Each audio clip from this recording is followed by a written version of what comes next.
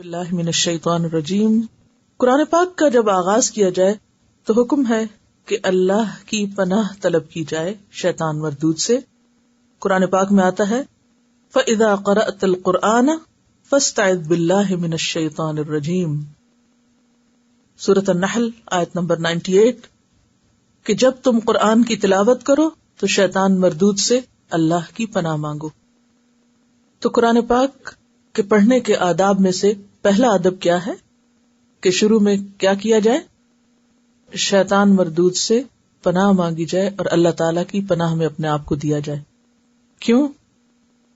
شیطان انسان کے دل میں ویسے بھی بہت وسوسے ڈالتا ہے، لیکن اس کی کوششیں اس وقت اور تیز ہو جاتی ہیں جب انسان اللہ کے رستے کی طرف قدم اٹھاتا ہے اور وہ اس مقام تک پہنچ جاتا ہے کہ اللہ کی کتاب کھول لے، کیونکہ اب وہ اور زیادہ خوف میں مبتلا ہو جاتا ہے نا کہ اگر یہ شخص قرآن سے جڑ گیا تو پھر کیا ہوگا، میرے ہاتھ سے نکل جائے گا، اور اگر قرآن اس کو سمجھ آ گیا، اس کے دل میں اتر گیا، تو پھر یہ میرے بس میں نہیں رہے گا، کیونکہ اللہ تعالیٰ نے قرآن پاک میں فرمانا ہے ان عبادی لیس لک علیہم سلطان، جو میرے بندے بن جائیں گے، بے شک میرے بندے، ان پر تیرا کوئی زور نہیں چلے گا۔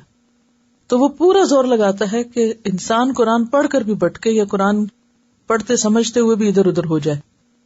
جیسے نماز میں سب زیادہ وسوسے ڈالتا ہے، اسی طرح قرآن پڑھتے وقت بھی بہت وسوسے ڈالتا ہے، یہ تو بہت مشکل ہے اور یہ تو تمہارے بس کی بات نہیں، اور کیا پتا اس کا معنی یہ نہ ہو، کچھ اور ہو، اور اس طرح کی باتیں جو انسان کو اس سے پیچھے کر دیں، ہٹا دیں۔ اس لیے بہتر ہے کہ جب انسان قرآن کھولے، پڑھنے لگے تو اعوذ باللہ کے ساتھ ابتدا کرے۔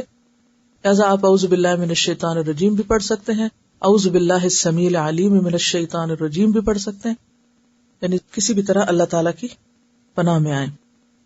بسم اللہ الرحمن الرحیم، اللہ کے نام سے جو بہت مہربان، بار بار رحم فرمانے والا ہے۔ بے حروف تہجی میں سے، جسے الف با تا سا ہم کہتے ہیں۔ عربی میں کچھ حروف تہجی ایسے ہیں کہ جن کے معنی ہیں، جن میں سے سب سے پہلے بے کا یہاں پر حرف آیا ہے۔ بے کا معنی ہوتا ہے ساتھ۔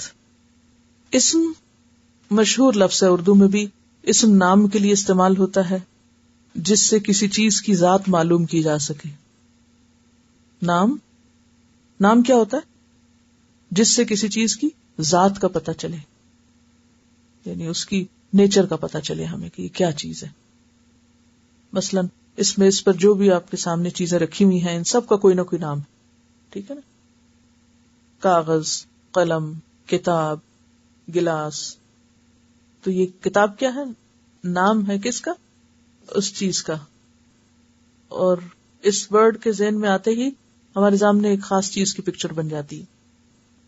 اسم کا جو روٹ ہے عربی میں سین میم واو ہے۔ اللہ کا لفظ معلوم ہے آپ سب کو، الف لام ہے روٹ ہے۔ الرحمن فعلان کے وزن پر مبالغے کا صیغہ ہے۔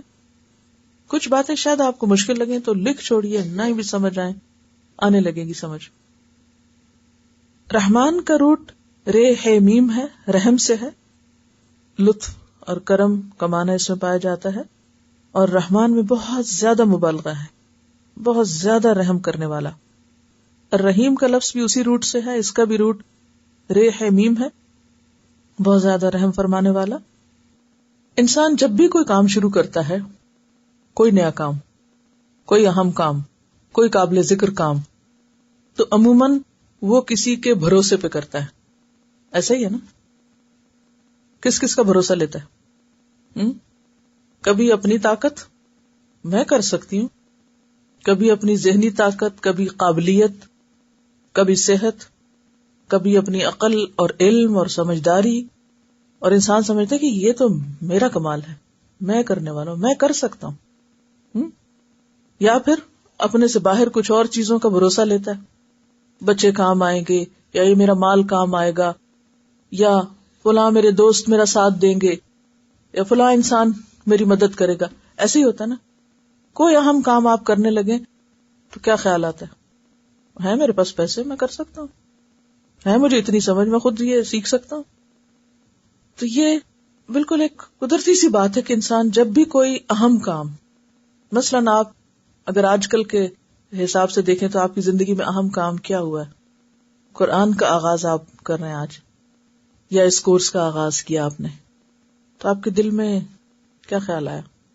میرے پاس گاڑی بھی ہے، میرے پاس وقت بھی ہے، یا میری ہمت توفیق بھی ہے، عقل ہے، سمجھ ہے، سب ہے اور میں کر سکتی ہوں.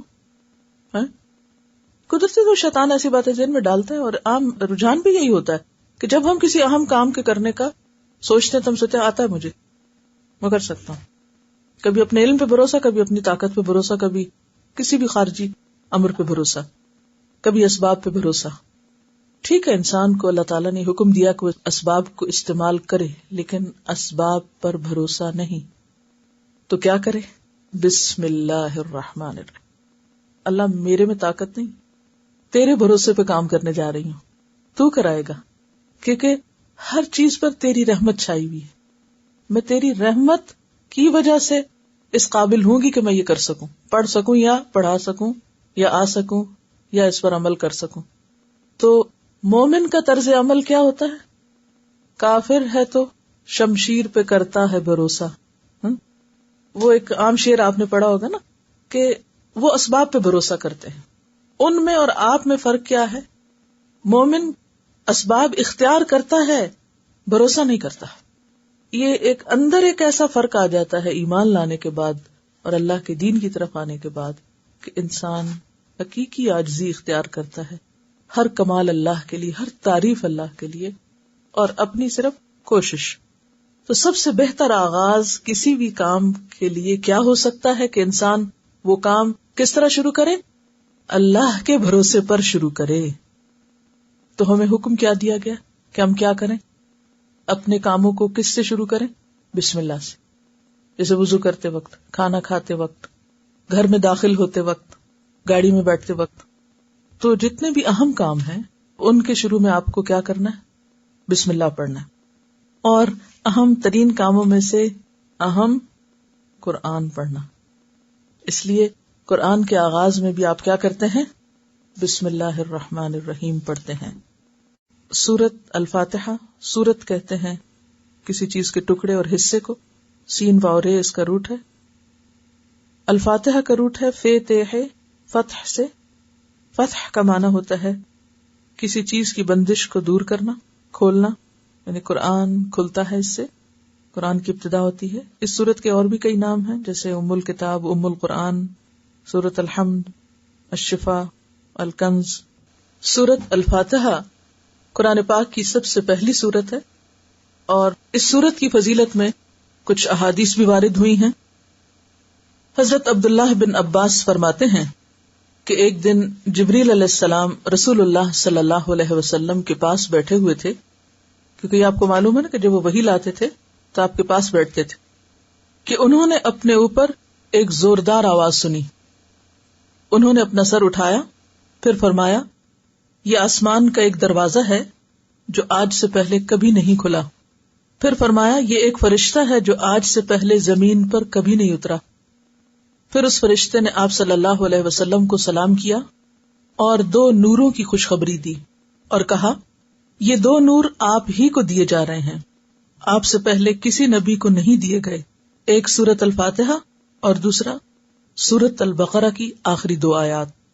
آپ جب کبھی ان دونوں میں سے کوئی کلمہ تلاوت کریں، یعنی سورت فاتحہ پڑھیں یا سورت البقرہ کی آخری آیات پڑھیں، تو آپ کو طلب کردہ چیز ضرور عطا کی جائے گی، یعنی اس کے بعد دعا قبول ہوتی ہے. صحیح مسلم کی روایت ہے. تو اس سے پتہ چلتا ہے کہ سورت الفاتحہ کتنی عظیم سورت ہے اور اس کا پڑھنا کتنا بابرکت ہے. اور اللہ سبحانہ وتعالی نے رسول اللہ صلی اللہ علیہ وسلم پر خاص انعام فرمایا اور آپ کو یہ سورت عطا فرمائی. قرآن پاک میں آتا ہے وَلَقَدْ آتَيْنَاكَ سَبْعًا مِّنَ الْمَثَانِي وَالْقُرْآنِ الْعَظِيمِ، کہ ہم نے آپ کو 7 بار بار دہرائی جانے والی آیات عطا کی ہیں، اور اس سے مراد سورت الفاتحہ ہی ہے. ایک اور حدیث ہے جو بخاری کی ہے.